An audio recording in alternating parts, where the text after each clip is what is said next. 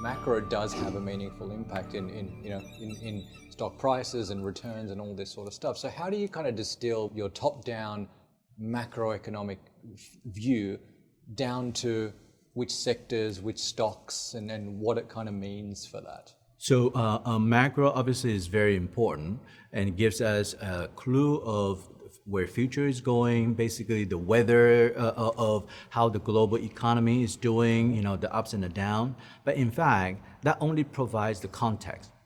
Our investment managers are actually bottom-up stock pickers. Mm-hmm. So we do not pick a stock just because it's in the right region or in the right sector. We pick a stock because that company has to be a quality company. So what do we define as quality? I'll briefly touch on that.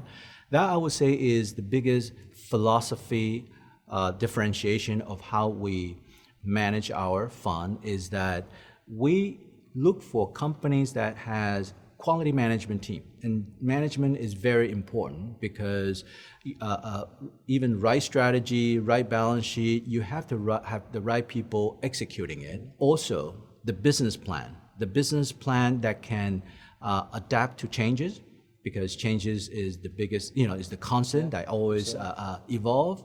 And so a very adaptable management team that has a credible business plan and a competitive advantage in the long run, those are the keys that we look for. And of course, the company has to have a strong balance sheet. Mm-hmm. So with all of that, something that we see and convince ourselves that the company can compete with its peers, can adapt to changing market, those companies we incorporate into our portfolios on a global basis and match against the macro fundamentals that we look for.